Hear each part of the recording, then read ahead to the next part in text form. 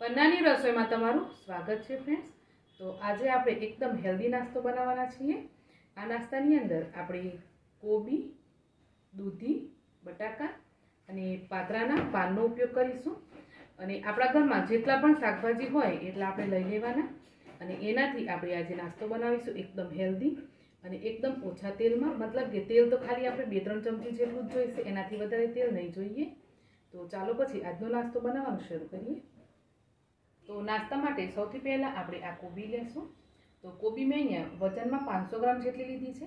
तो 500 ग्राम कोबी वधारे पड़शे एटले आपणे अर्धी कोबी वापरशुं। आ रीते आपणे अर्धी कोबी ज लई लेवानी। कोबी ने आपणे एकदम झीणी समारशुं। जेटली पण बनी शके ने एटली कोबी ने आपणे झीणी समारी लेवानी।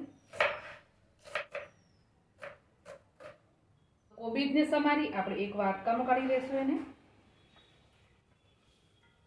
હવે આપણે જે આ પાત્રાના પાન લીધા એને સમારી લેવાના। તો પાત્રાની પાનને સમારવા માટે તમારે આ વચ્ચે જે ભાગ હોય આ નસનો ભાગ એ કાઢી લેવાનો અને પછી પાત્રાને જેમ બને એમ ઝીણા સમારવાના છે। આ રીતે જે નસનો ભાગ હોય એ હટી જશે। તો અહીંયા મેં છે ને ફ્રેન્ડ જેટલું પણ શાકભાજી લીધું એ બધું ધોઈને લીધું છે। તો પાનને પણ સરસ ધોઈને તૈયાર કરી રાખેલા। तो हवे पान ने पण आपणे एकदम झीणा समारी लेवाना। तो आ रीते पान ने पण जेटलुं बने ने एटलुं झीणुं समारी लेवाना। तो पात्राना पान ने समारीने आपणे एने पण कोबी साथे लई लेशुं। अने हवे आपणे 2 बटाका लीधा छे जेने आ रीते छोलीने तैयार करी राख्या। तो ए बटाकाने आपणे आ रीते ग्रेट करी लेवाना। तमे आ नास्तो बटाका वगर पण बनावी शको, पण बटाका नाखवाथी थोड़ो नास्तो छे ने ए वधारे पड़तो सॉफ्ट बनशे। बटाका पण आपणे छीणी लीधा छे तो एने एक वासणमां काढीशुं। बटाकाना लच्छानी अंदर थोड़ुं पाणी रेડીને રાખીશું જેથી બટાકાની અંદર જેટલો પણ સ્ટાર્ચનો ભાગ હશે એ નીકળી જશે અને બટાકાના લચ્છા કાળા પણ નહીં પડે। હવે 250 ગ્રામ જેટલી દૂધી લીધી છે। તો દૂધીને પણ આપણે છોલીને એ જ રીતે ગ્રેટ કરવાની છે।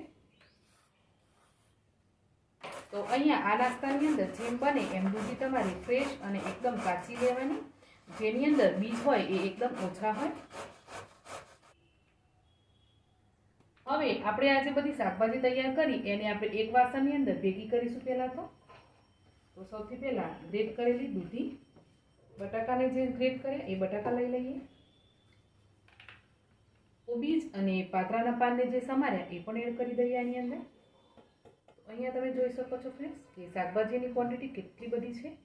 તો આ રીતે એકદમ શાકભાજીથી લથપથ આજે આપણે નાસ્તો બનાવીશું એકદમ હેલ્ધી। तो हवे आ रीते वधारे क्वॉंटिटी में धाणा लेशुं अने धाणाने पण आपणे ए ज रीते एकदम झीणा झीणा समारी लेवाना।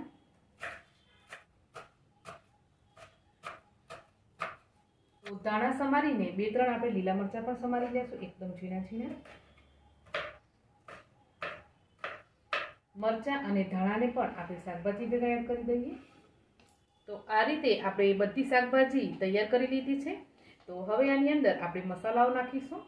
मसालाओं में 1 चमची धाणा जीरु पाउडर, 1 चमची हळदर पाउडर, 1 चमची थी थोड़ो ओछो गरम मसालो, 1 मोटी चमची लाल मरचुं पाउडर, 1 થી 1.5 चमची मीठुं के पछी स्वाद प्रमाणे मीठुं लेवानुं, 1 चमची जीरु अजमाने आ रीते हाथमां लई अने मसळीने एड करीशुं, अर्धी चमची हींग, 1/4 चमची खावाना सोडा, 1 चमची चाट मसालो, अर्धी चमची काळा मरीनो पाउडर, 5 चमची सफेद तल एड करी दईशुं। आ नास्ता में सफेद तलनो स्वाद वधारे सारो लागे छे तो वधारे क्वॉंटिटी में एड करवाना। तो हवे आपणे अहींया 1 થી 2 લીંબુનો रस एड करी दईशुं। तो नास्तो आपणो वधारे क्वॉंटिटी में छे एटले आपणे લીંબુનો रस पण थोड़ो वधारे क्वॉंटिटी में एड करवानो। तो લીંબુ के લીંબુનો रस ना होय तो तमे आमचूर पाउडर पण लई शको। 1.5 चमची લીંબુનો रस अने हवे 3 चमची आपणे गोळनो पाउडर एड करी दईशुं। લીંબુનો रस अने गळ पण बंने एड करवाथी आपणो नास्तो एकदम चटपटो बनशे। अने हवे आदु लसण मरचानी पेस्ट आपणे एड करवानी 2 चमची भरीने। तो आ रीते मसालाओ करी अने आपणे बधुं ज मिक्स करवानुं एकवार। तो आ रीते बधा ज मसालाओ शाकभाजी साथे मिक्स थई जवा जोईए અને જેટલું બને એટલું આ રીતે પાણી છૂટી જવું જોઈએ અંદરથી. તો આ રીતે શાકભાજી તૈયાર કર્યા પછી આપણે એની અંદર ઘઉંનો જાડો લોટ એડ કરીશું 2 કપ જેટલો. તો લોટ એકસાથે એડ નહીં કરવાનો, થોડો થોડો કરીને એડ કરવાનું જેમ જરૂર લાગે એમ. અને તમારે ખાસ ધ્યાન રાખવાનું કે આ જે પાણી છે શાકભાજીનું એ પાણીની અંદર જ આપણો લોટ છે એ ગૂંથાઈ જવો જોઈએ. એક્સ્ટ્રા પાણી ના લેવું પડે એટલું સારું. આ રીતે લોટ બાંધતા જઈ અને તમારે જોવાનું જેમ જેમ લોટની જરૂર લાગે એમ એમ તમારે ઘઉંનો જાડો લોટ એડ કરવાનો. જો જાડો લોટ ના હોય તો તમને ઘઉંનો જે નોર્મલ રોટલી બનાવવાનો લોટ આવે એ પણ એડ કરી શકો, પરંતુ એની સાથે તમારે થોડી અડધા કપ જેટલી કે 1 કપ જેટલી સૂજી લઈ લેવાની. અહીંયા 2 કપ જેટલો મેં ઘઉંનો જાડો લોટ એડ કરી દીધો છે. હવે આને બરાબર મસળીને આપણે મિક્સ કરીએ.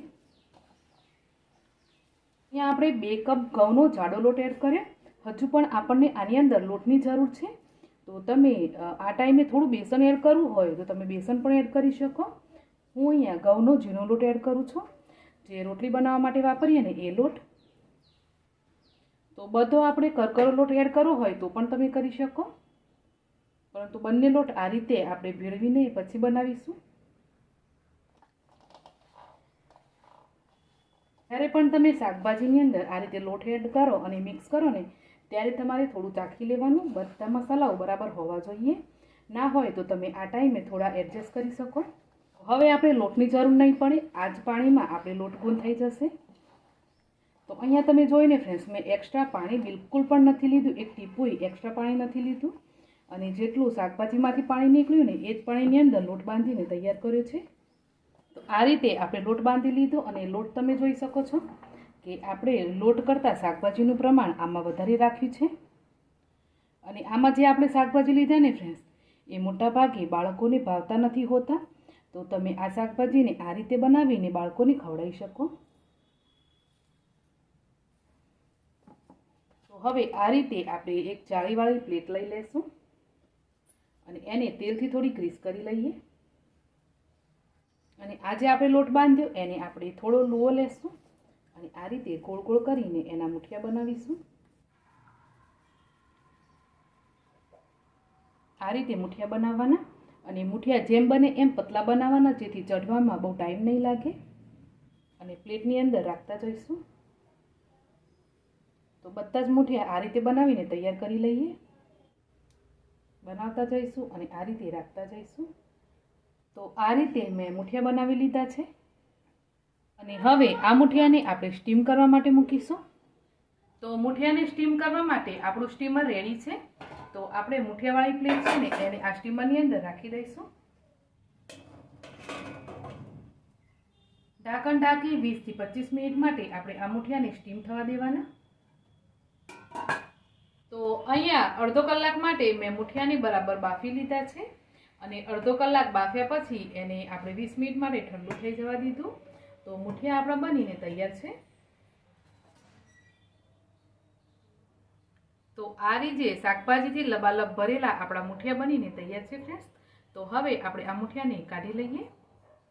તો મુઠિયા એકદમ ઠંડા થઈ ગયા છે, તો આપણે કાઢી લઈશું અને આ મુઠિયાને કટ કરવાના.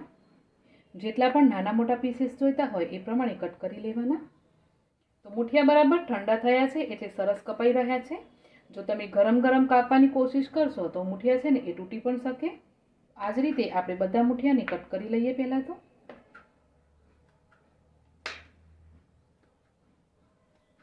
તો અહીંયા મેં બધા જ મુઠિયા કટ કરી લીધા છે અને મુઠિયા તમે અંદરથી પણ જોઈ શકો છો ફ્રેન્ડ્સ. તો ચાલો મુઠિયાનો વઘાર કરી લઈએ. તો મુઠિયાનો વઘાર કરવા માટે આપણે ગેસ ચાલુ કરીને આ રીતે વાસણ રાખી દઈશું. એની અંદર મેં 2 થી 3 ચમચી જેટલું તેલ એડ કર્યું છે.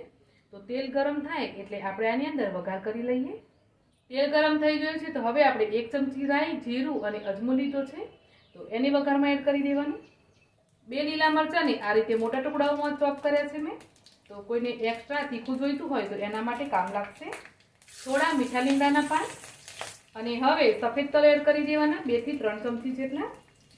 તો 2 ચમચી એડ કર્યા મેં. તલ ચટકી ગયા છે તો મુઠિયા એડ કરી દઈએ. હવે થોડા ઉપરથી લીલા ધાણા મિક્સ કરી લઈએ.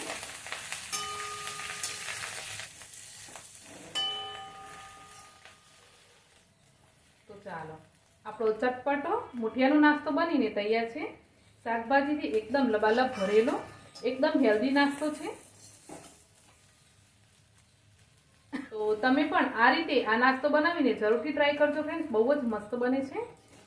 આની અંદર આપણે જે શાકભાજી એડ કર્યા એ ઘણીવાર બાળકોને ભાવતા નથી હોતા. કોબી છે, દૂધી છે, એવું બાળકો ખાવામાં નખરા કરે. તો તમે આ રીતે નાસ્તો બનાવીને બાળકોને ખવડાવી શકો. તો અહીંયા આપણો નાસ્તો બનીને તૈયાર છે ફ્રેન્ડ્સ. તો આજની રેસીપી તમને કેવી લાગી મને કોમેન્ટ કરીને જરૂરથી જણાવજો. રેસીપી ગમી હોય તો ફેમિલી ફ્રેન્ડ સાથે શેર કરજો. ચેનલને હજુ સુધી સબસ્ક્રાઈબ ના કરી હોય તો જરૂરથી સબસ્ક્રાઈબ કરજો. તો મળીશું એક આવી જ નવી રેસીપી સાથે.